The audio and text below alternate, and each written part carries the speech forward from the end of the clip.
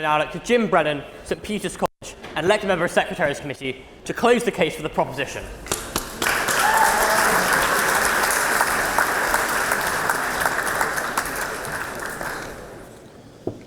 It's a simple idea. Every child, regardless of their background, should have a good start to life with equality of opportunity to become leaders in our society. It's a great shame, then, that private education blocks these opportunities for so many talented children. Now, Nick's right, I am a Tory, and I was also privately educated, so it's quite strange that I'm on this side of the debate.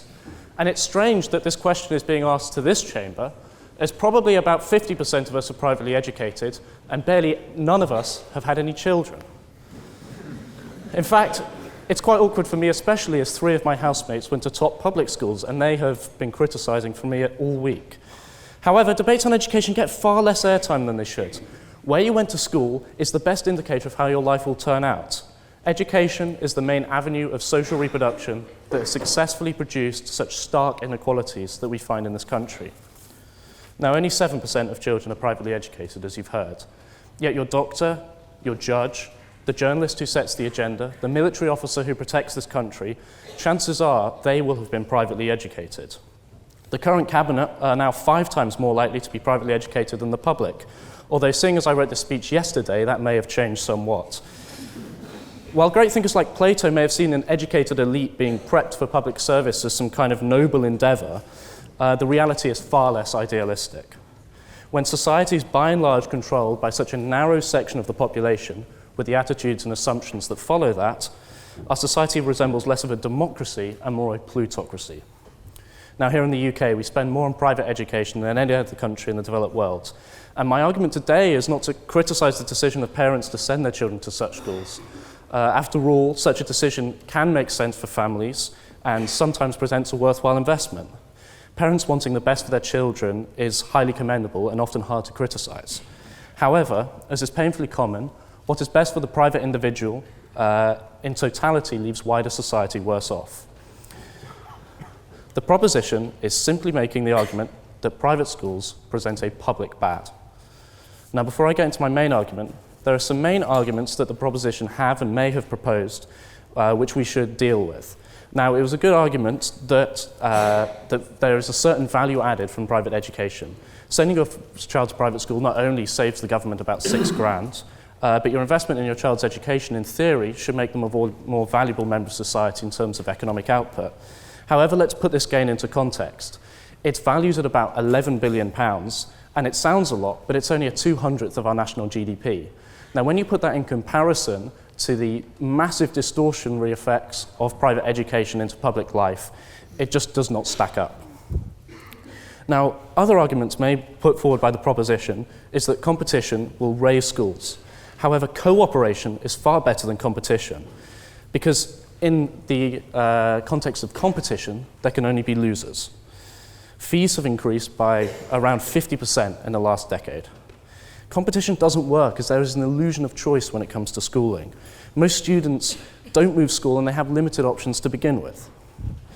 And the different value of schools is predicated on the children that are already there, and normally that is derived from the background of the parents. It's a great shame that in local areas, the effects of selective education has on non-selective schools nearby.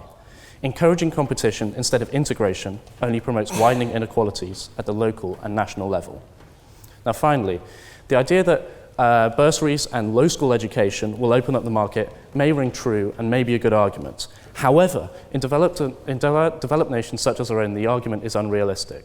The average cost for independent day schools is over 14 grand. This is over half the median household income. It's vastly too expensive for ordinary working people. Half of the people in this country, according to the Sutton Trust, would like to send their private schools, but they're denied by exorbitant prices.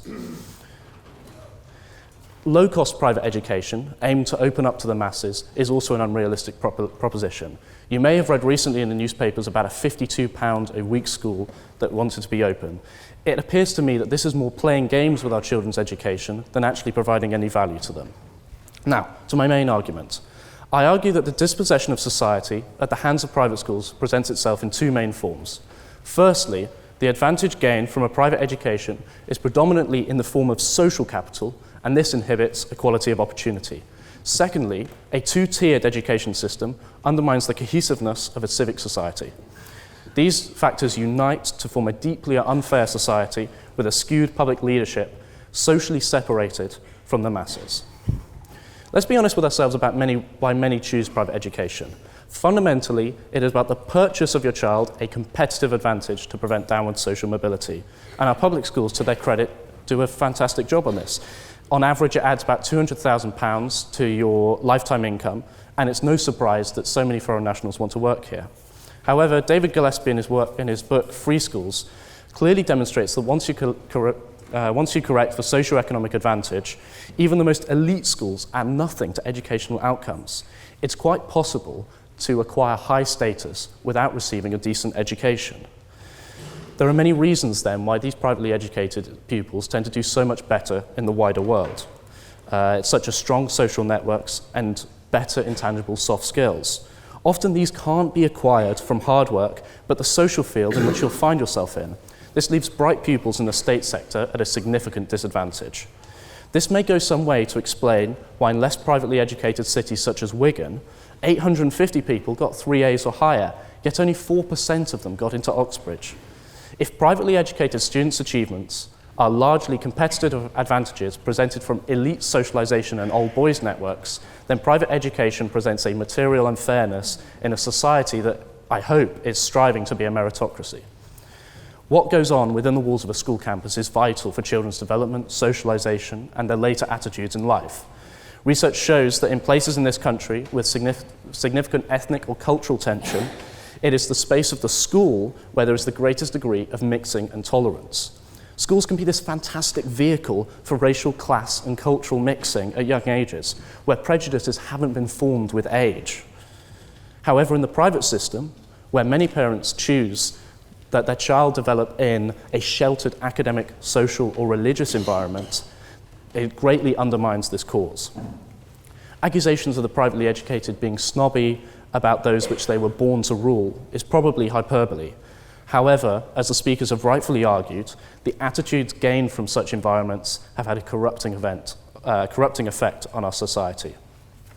Furthermore, the two-tiered regulation allowing much greater freedom for the private sector, for example, not having to follow the national curriculum, not only divides the nation on benign things like common reference points, but also can produce horrifying results in extreme circumstances. For example, an investigation by the Independent newspaper found that children at some religious fundamentalist schools who had chosen to go private as to avoid government observation publicly beat children as part of religious rituals, with not a single child sitting a GCSE or A-level exam. I hope no one in this chamber would argue that in this case, liberty should triumph over our children's future. If private schools were abolished overnight, ladies and gentlemen, imagine the dramatic change for the better. State schools would welcome children with brighter backgrounds who would improve classroom dynamics enormously. Volunteer governorships would likely be filled by those who can normally charge dear for their expertise, instead of the massive vacancies we find today. The wealthy would have a far greater stake in public services that involve ordinary people. The students themselves would benefit from wider perspectives and a greater ability to get on with those from different cultural, economic, and social backgrounds. Boarders who live in their own gated community 24/7 would suddenly join the real world. However, as we know, private schools will not be abolished tonight, and the picture we are left with of British society is striking. Ladies and gentlemen, voting for this motion, if you are privately educated, is not an act of self-deprecation. If you went to a state school, it's not an act of envy against those who are more fortunate. It's not a vote for hurting a future child's education. No, the proposition case will result in a deeply fairer British society that is united, which will leave us all far better off. Thank you very much.